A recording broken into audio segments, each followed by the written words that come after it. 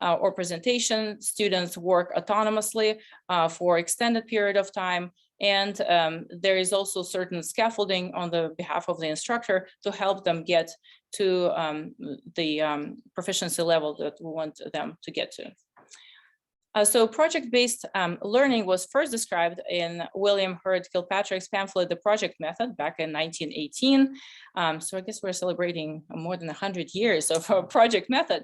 But it was first introduced in agricultural courses. So you can see how it kind of migrated from the very practical implementations of those methods into a language, foreign language instruction. So according to Beckett, the project method, the essence of which is wholehearted, purposeful activity on the part of the learner, was the development of the teachings of John Dewey, and then other influences included pedagogical approaches by John Pestalozzi, Maria Montessori, Jean Piaget, and Lev Vygotsky. So our favorite. In the 1990s, project-based learning was introduced into the field of education as a way to reflect the principles of student-centered learning. And now we see a proliferation of articles and monographs dedicated to this approach. So I'm really excited about some of the new developments, specifically for Russian language, because there's a volume coming in 2021 that's mentioned in the bibliography at the end of the presentation. So the implications are, of course, huge, because we could take different types of projects and implement them in our advanced language courses. And we'll look at some examples that are also available in addition to podcasts. So in this diagram from the Buck Institute for Education, we can see seven-step approach, right? So 7 essential project design elements from the point of view of the students. So first, it starts with a challenging problem or question. When the project is framed by a meaningful problem to be solved and question to answer as appropriate level of challenge. Then comes sustained inquiry, when the students engage in extended process of posing questions, finding resources, and applying that information. Authenticity, the project involves real world context, tasks and tools, quality standards or impact, and project speaks to the personal concerns of the students. Then comes student voice and choice. So even though the topic of the course that I taught was Russian history, they still had a lot of freedom of choosing what aspect of history they want to cover in their podcast, what time period. So, and definitely had a lot of choice in the format of their presentation. Reflection, very important part of the project, is when students and teachers reflect on the learning, effectiveness of inquiry, quality of student work, and obstacles that arise during the preparation stages. Critique and revision, in my particular course, and I'll look at it in more detail, we did peer review workshops and there was instructor feedback. So critique and revision is a crucial stage in the preparation for the podcast presentation, because of the kind of multi-leveled approach when students go through written work to oral spoken word to different iterations of the podcast and the presentation of podcast at the end. And then the public product. So in case of podcast in my class, they were not really made public, well, before today, but they were consumed within the classroom with the possibility of creating a website and then sharing it with the world, but that's probably a step to explore later in later iterations. So what it means for an instructor when we prepare this project, when we put together the elements to help our students design their projects. So some of the very useful practices that were put together again by the Buck Institute for Education include a design and plan when we help our students design their final product aligned to standards. And I will talk about standards in the next slide because we always have to design all of our tasks with kind of the outcomes, the linguistic and cultural outcomes in mind. So building the culture, meaning that we're fostering interactions between students and creating kind of the supportive culture, inclusive culture in our classes while building those projects. Manage activities. Obviously, we'll have to set up activities for our students to do, be it exercises or workshops. So we then scaffold student learning because it's a obviously controlled environment. And then there comes a question of assessment. In my situation, it was a rubric, so students knew what to expect, and so they were working with that knowledge. But they could also be graded holistically, and depends just on your own goals. And then engage and coach. So after the presentation, after the assessment, we can discuss with students what went well, what was challenging for them, and then show them the ways in which they can improve their final product. So talking about some of the key features of project-based learning and what it means for foreign language education. So I'm taking this list from Stoller, who has been working with a project-based learning for over 20 years and came up with very interesting research on this topic. So she argues that it's both a process and end product. It encourages student ownership of their product. It extends over a period of time and is not confined to one class session. It integrates different skills. We have the commitment to both language and content learning, especially when we're talking about advanced language courses. And it facilitates both collaborative and individual work. So students are encouraged to work on those podcasts in groups or on their own. Students are required to take responsibility for their own learning, and it gives students and educators new roles and responsibilities in the learning process. Also, they have an end product to hold on to and show their friends and family, and concludes with a reflection of both the process and the product, which could be a presentation or a sharing with a group, with a peer group of the challenges that they encountered. So what about the proficiency benchmarks? So looking at our beloved ACTFL can-do statements that students are supposed to reach in their advanced stage. So when we look at the last part of it, right? So I can deliver detailed and organized presentations on familiar as well as unfamiliar concrete topics in paragraphs and using various timeframes through spoken, written, or signed language. So in the situation with a podcast, the first stage was to deliver a written statement or a written script, and then there was the spoken product at the end of it. So how do we exactly help our students bridge this gap between advanced low, when they can deliver presentation on some concrete academic, social, professional topics of interest using paragraphs across major timeframes, to advanced high, that when they can say that I can deliver cohesive presentations on a variety of complex concrete topics related to community interests and some specialized fields, and often deal with related issues hypothetically. So I believe that different stages of preparation for podcast presentation allow students to take this leap and really help them to advance their knowledge of Russian from advanced low to advanced high and hopefully beyond. So some other interesting approaches were worked out by Federica Stoller in her different article, when she comes up with a 5-stage framework that helps instructors to design effective projects for their project-based learning. So there is a cycle of preparation, information gathering, information processing cycle, display cycle, and then reflection cycle. So again, a new literature is coming out all the time on PBL. And so this is just one of the examples of a useful framework to use in your courses.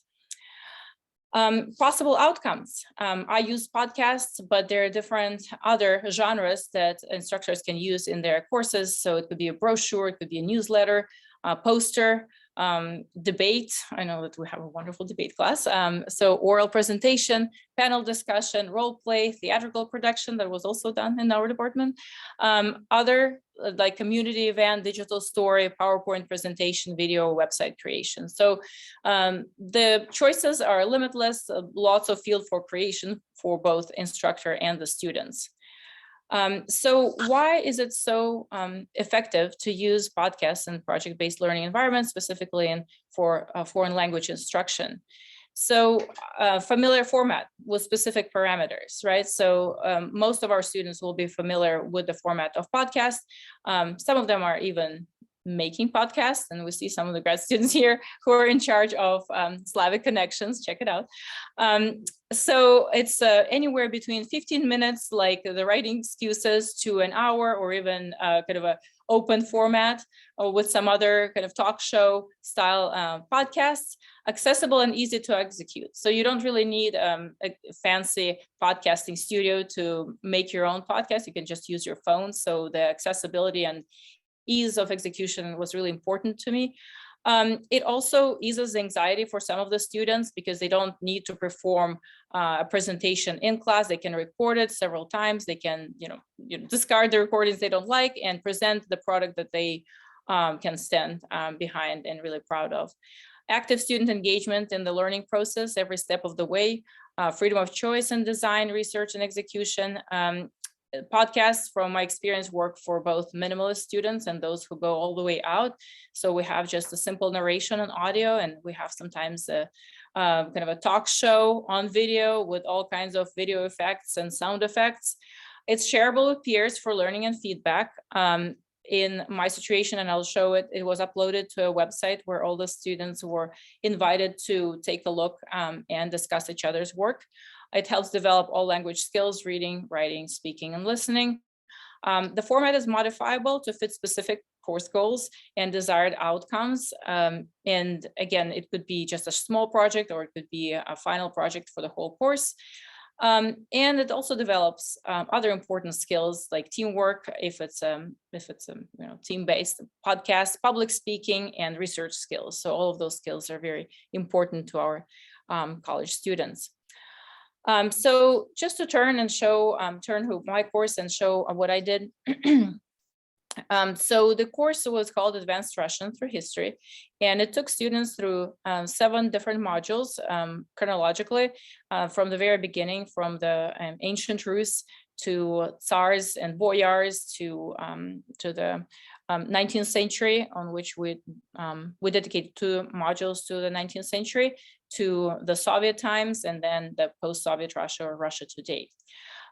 So the students, and I will show you one of the modules to show how it was organized and how it led them to the creation of podcasts. And it probably need to stop sharing for a second and share again once it opens up. So bear with me for a second.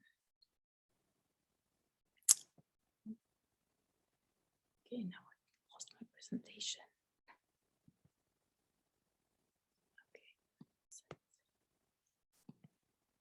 Okay, here it is. Oh, good. Okay. And now back to Zoom and sharing. Takes a bit of extra steps. Okay, here we are. So so the way it was organized is that the students were faced with a module or with a predictable set of exercises that will prepare them to learn about this specific time period. So for those of you who don't read Russian, so the first one is Tatar-Mongol yoke, and then they have to do certain exercises, read the text, and then write a summary of the text in Russian.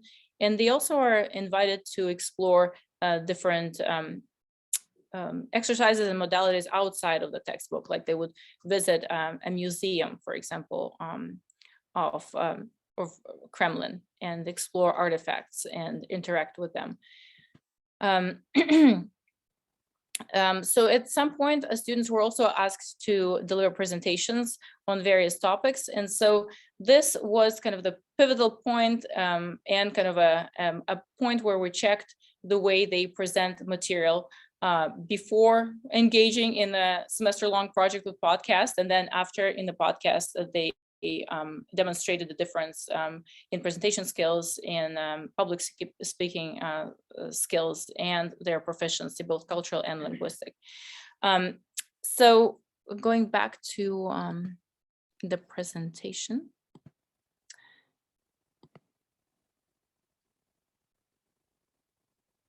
And, share now. Thank you for being patient. Here, okay. So this is the assignment that I used specifically for podcasts. And you can see it was translated into English for this presentation, but originally in Russian. So the general instructions included just basic format requirements for you on your own or with a partner. Would choose any historical event or figure and create a podcast that's at least 10 minutes long in Russian, which you tell your classmates everything they need to know about this topic. And students have to include event related details, key dates, issues, and any other interesting details. So they were invited to build on the research they did for their separate presentations earlier in the semester, or they could pick up a different topic completely. In terms of technology, they could just use their phone to record audio or video, Flipgrid, QuickTime, or any other app. Then they were required to, or asked to upload it to YouTube and then share the links with everyone else in class. So as you see by the dates, and it was in actually the spring of 2021, that the first due dates were in the middle of the semester. So the preparation really spanned several weeks to deliver that final product. And the slide here is one of the students giving his presentation on Russian modernism. And then his final presentation was on Russian church architecture. So kind of close, but also a different topic. So just to show you that there's certainly freedom to choose the topic. And then the stages, different stages of preparation of podcast involved. So the initial presentation, kind of optional because it could be a different topic, and then the script writing, and then peer review workshop. And then after that, students were recording and presenting their podcasts.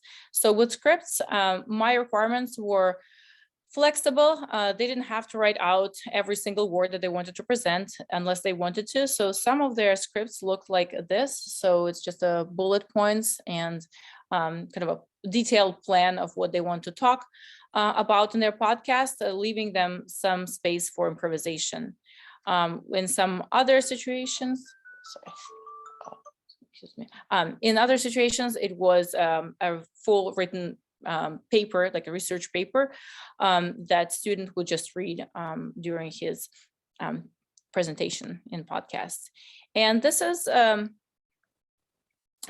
handout that they received for the peer review workshop. So they read each other's scripts and graded them according to the rubric relevance of the topic, content, grammar, and then presentation of material.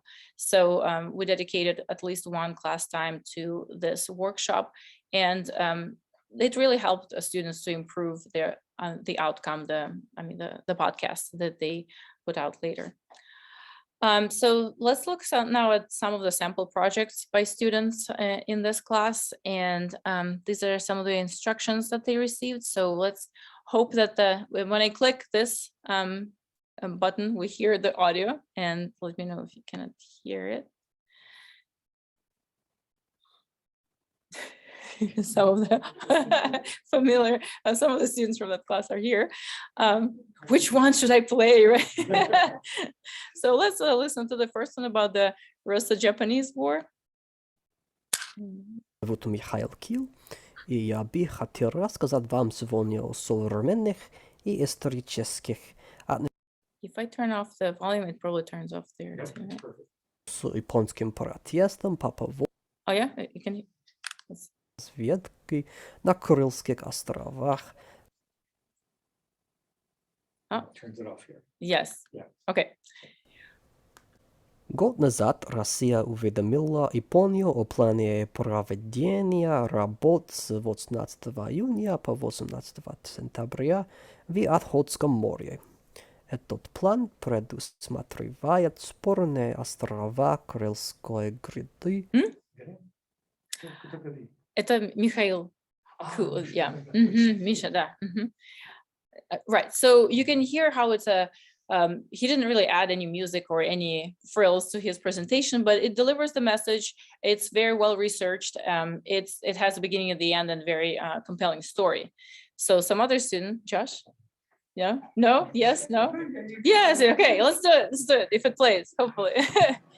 So Josh, who is here, had a very interesting presentation. Привет всем, меня зовут Джош, и я сегодня вам расскажу о межэтнических конфликтах в постсоветской эпохе.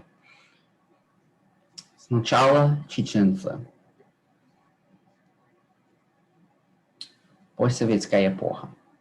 В конце августа 1991 года Джахар Дудаев создал Национальную гвардию. 1 ноября Дудаев провозгласил суверенитет Чечни и фактически вышел из состава России. Beautiful language, beautiful presentation.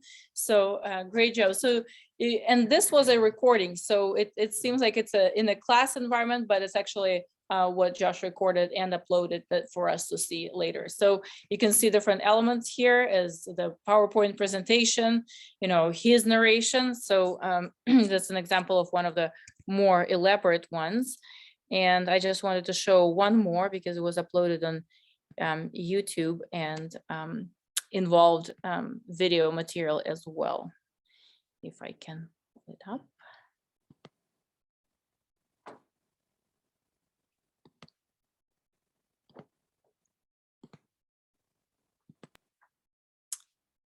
So this one is about Russian space dogs. Привет всем! Меня зовут Катюша. И меня зовут Сидни. На этом уроке мы обсуждали известные человеческие личности, но удивительно, животные играли огромную роль в культурном и научном развитии России. Мы утверждаем, что советские космические собачки, как и лайка, белка и стрелка, во время Холодной войны были ключевыми фигурами и дипломатических отношениях между СССР и Западом. Вероятно.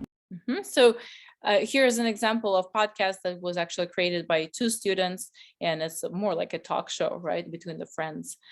Again, everyone had to submit their podcast for everybody's enjoyment. But the way that we presented them in the end is that students gave a presentation on what went well and what went wrong during the process. So they shared their difficulties and talked about the creation of podcasts, and they didn't really play all of their podcasts in the classroom. I think going forward, I would like to introduce maybe a workshop that would actually require students to listen to most, if not all, of the podcasts and then give feedback to their peers. But that would require moving all the due dates probably earlier in the semester. So I'm still playing with that genre and still work in progress, and I'm definitely interested to hear your feedback as well. So a little workshop, if we have time for that. I don't know, Tom, do we have a couple of minutes?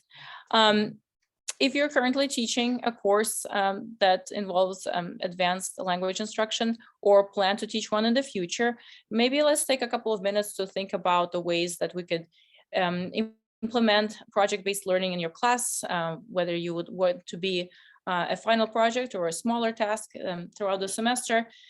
What will be some of the examples specific for your language, and how would you evaluate this project? Would you use a rubric or a holistic scoring of it?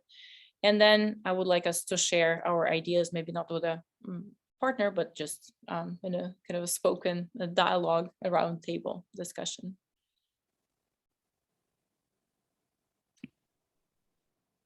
So maybe people can put their ideas in chat if you want to just share them with everyone, or I'm happy to kind of moderate here if people want to put a hand up, or just hit your space bar and speak up and give us some of your ideas based on Marina's presentation.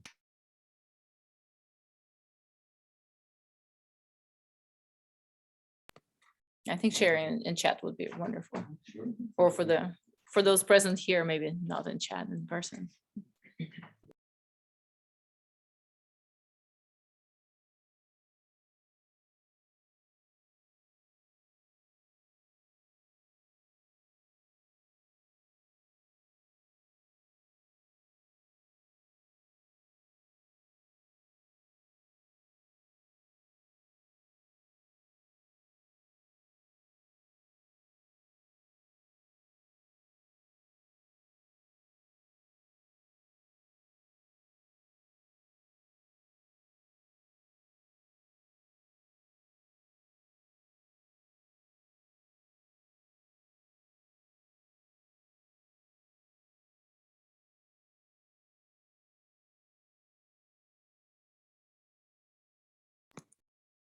Yes, hi. Would you like to go ahead and share with us, Eva? Yeah, I'd love to. I just wanted to mention that I did a similar project in my class for, I guess that was, I think, one of their midterm projects, but we didn't call it podcasts. They were just Flipgrid video presentations. And the students were actually pretty excited to share them on our language Facebook page. So, give them a little bit of publicity. And I always, of course, asked them if they were permitted to do that. So this was in the cultural history course, kind of similar to yours, sort of a whirlwind tour through the history of Germany, Austria, and Switzerland. And then the other project-based learning that I wanted to mention was a really fun one that we did in my contemporary German culture class, where we focused on political parties. And the students had to, so each student had to represent a different party. They had to, of course, research it, but then also they had to produce a TV spot as if they were the candidate for that party. And then they held a Q&A session in Canvas with their group. So people were asking them, well, what about global warming? Or what about student debt? Those kinds of things. And it kind of culminated in a fake town hall meeting on Zoom in a breakout room, where they had to field questions from their group members who were arguing with them that their party position was better. So I just wanted to bring that up as another example. I mean, of course, elections in Russia look a little bit different, so maybe it's not. It's That's a fantastic idea. The less town fertile hall. topic, but yeah, I just wanted to share that. And it does sound similar to debate idea for the project-based learning. How long did the preparation take for the I think we took about a month to do that. And, these were fairly short presentations, so the spot had to be like 2 minutes long. I did want to ask you about, did you, with the history podcast, that was basically their main project for the semester. I mean, there's just so much research that goes into that. Did you have, I mean, you showed some incremental items that led into it, but it seems like it was a lot of side research that they were having to complete and kind of manage their own time. Is that correct? Correct. Yes. So that they did have a lot of autonomy in terms of research. So the main focus was reading the texts related to specific periods of time in Russian history, and then writing essays based on that. So those are the main kind of a skeleton of the course. And then the podcast was kind of outside of the course, in a sense that they would individually work on research and preparation. Okay, excellent. So it's similar to a portfolio assignment in a way that different materials go into it, and then at the end you develop a product. Right. Yeah, I love the town hall idea. Yeah, definitely would love to implement that. Would anybody else like to share what they do in their classes? I think there's a couple of things in chat. Yes.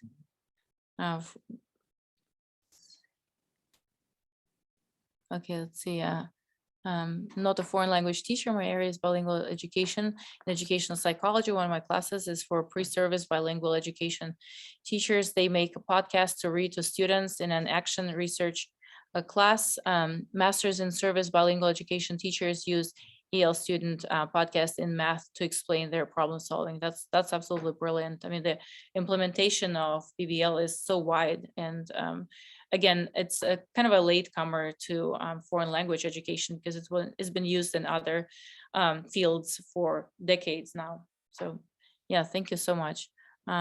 Beatrice, in upper division French, we have a final video project that combines 2 chapters from the entire semester. The students seem to really enjoy putting it all together and having the creative flexibility of doing whatever format they want. Yes, we all vote at the end of the semester, and one project wins the Palme d'Or. Wow, is there a prize?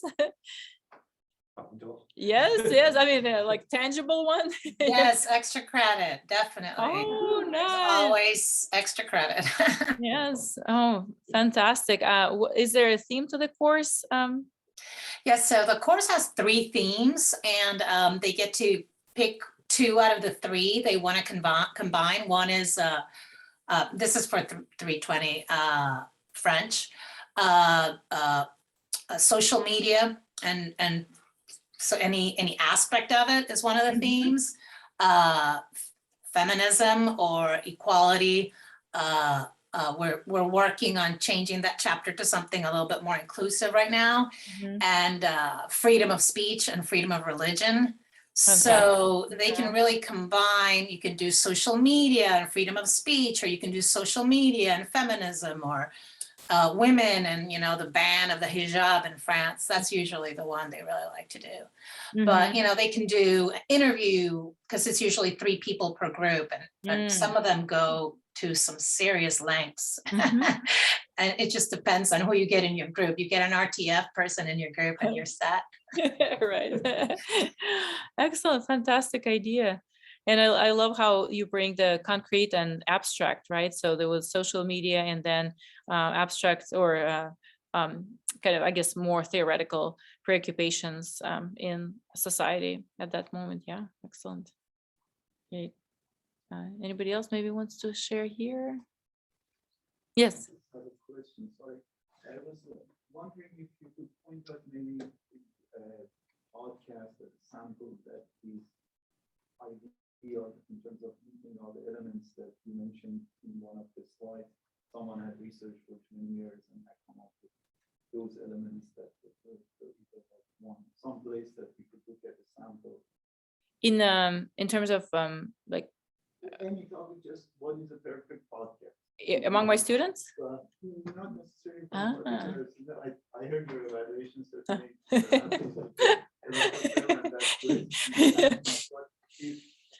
All of us wanted to see a podcast that it really meets all the elements that should be there, and particularly to point out what those elements are. I mean, we see a sample podcast and then see against the elements that is checking this and that. And yes. Well, I'm glad that you asked that, because there is.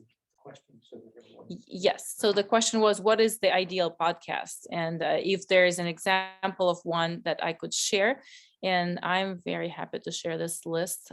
Sorry, I have to go all the way back. And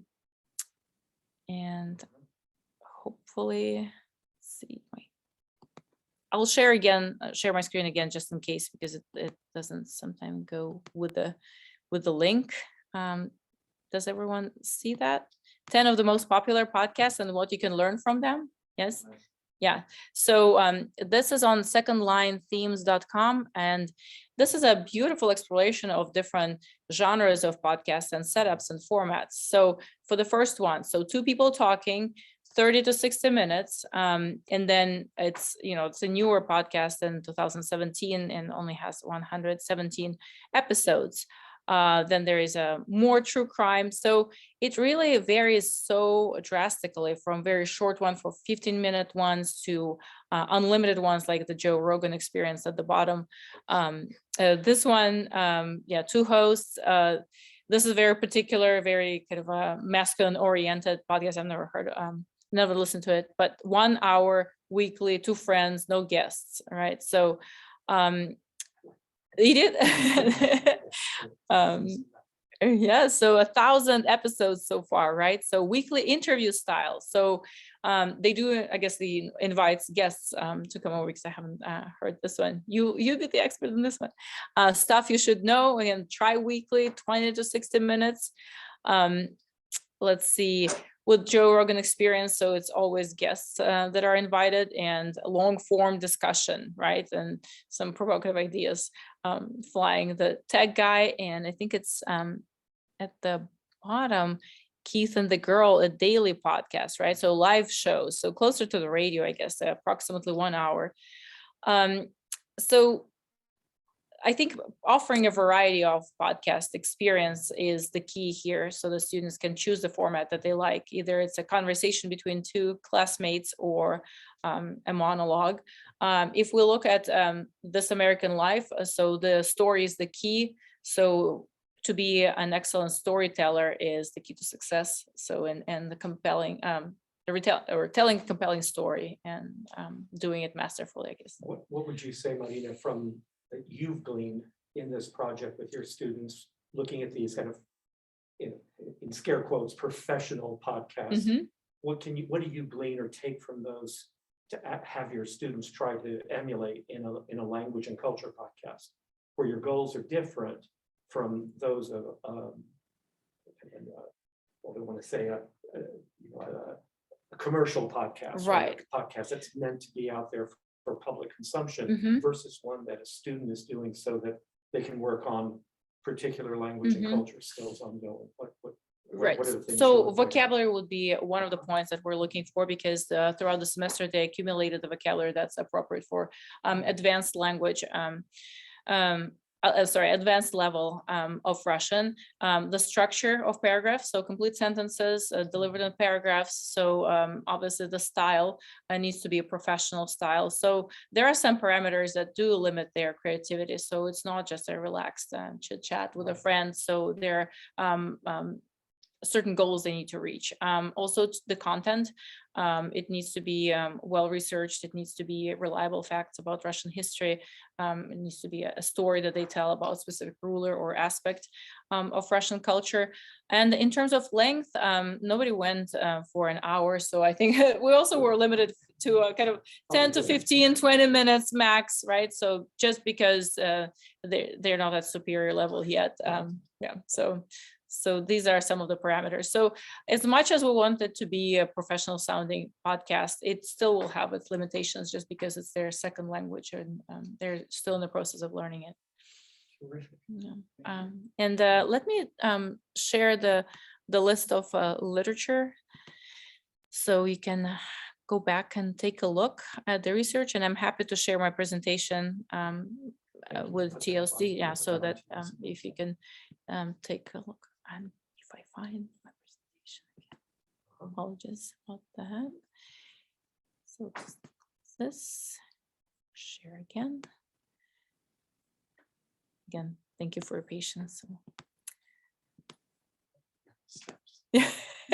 Back and forth. So I guess it's my last slide. I see there's a question from Heather. Would you like to ask it now? Hi, yeah, thank you. This was a really interesting presentation, and I was really happy to see this work. I imagine it's a lot of fun for your students. I was just going to ask, and maybe you mentioned this, and I'm sorry if I missed it. Do you have the students listen to any Russian language podcasts to serve as kind of a model, like any turns of phrase, they can use in their presentation, like any history podcasts or anything they might be interested in? That's a great question. So I think this should be the part of the course for sure. And I think first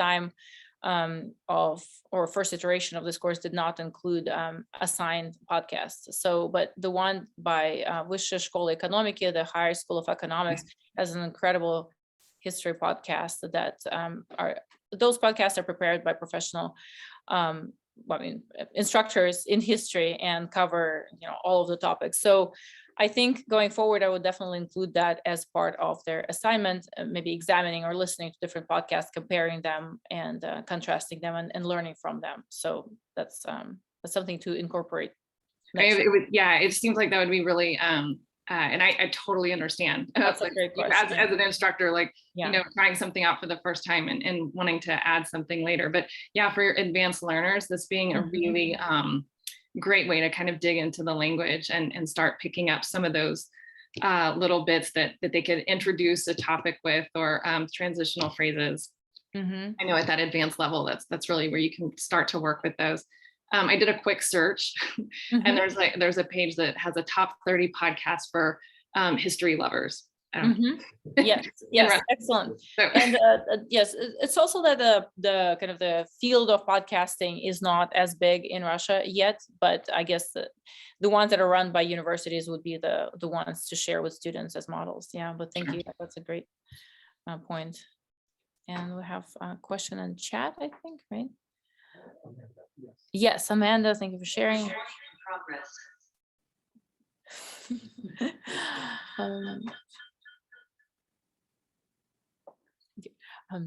So when you think about how PBL could be integrated even early in the language curriculum by removing some of the research elements. Absolutely. Do you have any insight on how you would scale a project like this back to make it accessible for intermediate learners? Absolutely. I think we can do it in the second year Russian, third year Russian, just including a either shorter presentations that do not involve that much research and does not require such an elaborate text prepared in advance. It could be cultural presentations, it could be articles on various topics that they could write with a vocabulary that they have. So yeah, either simplified podcasts for sure, and then also maybe some of the projects that were listed earlier in the presentation could be a great way to integrate PBL in earlier stages. I'm not sure about first year, or at least not in all the languages, maybe not in Russian, but maybe in French. And I need to ask my friends and colleagues here what they think about integrating PBL on earlier stages. I don't know if you want to share.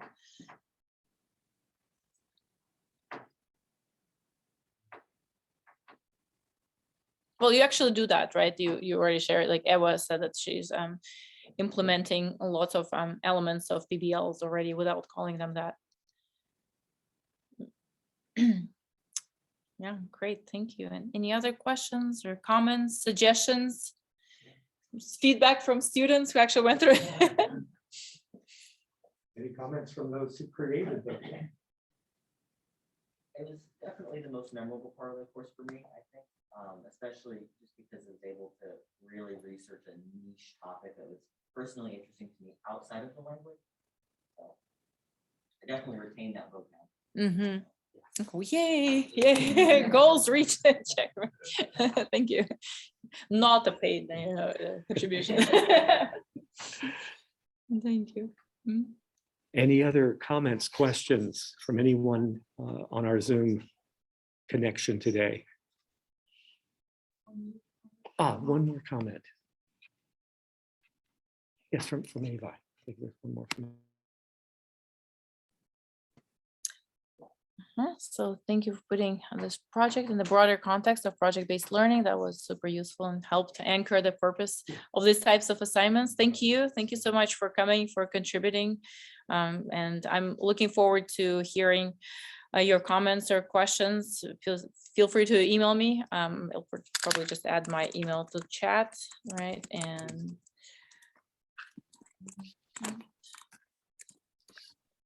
happy to meet and talk, discuss it all via email or in person. Thank you again so much for having me. Thank you, Marina. Thank you so much for joining us once again. Everyone. Thank you all here in the room, and as well as joining us on Zoom. Just to remind everyone, I realized I didn't mention one thing. Next week on Thursday, October 21st, this is an unusual turn for us at the TLC. We offered just before lockdown the first World Language Day, which was an interactive language fair with instructors and students. Then during COVID, we did a virtual one online entirely. This year, we're going to be doing a live one actually right here in the Glickman Center. Am I right on that, Betsy? Just checking. Yes, here in Glickman. But it'll be much more like an open house where, in fact, some of you know, because you will be presenting, some of our own UT faculty will be personing the tables with things from each of our language programs and departments, study abroad, and so forth. Please, please, this is, again, Thursday, October 21st, from 10 in the morning until 2 in the afternoon. Encourage your students, please, please come join us. Just come by, even drop in for a few minutes and see not just what our languages offer, but things like languages related to theirs that they may want to study other than the one they're working on now. Please bring yourself and your students and come and enjoy that as well.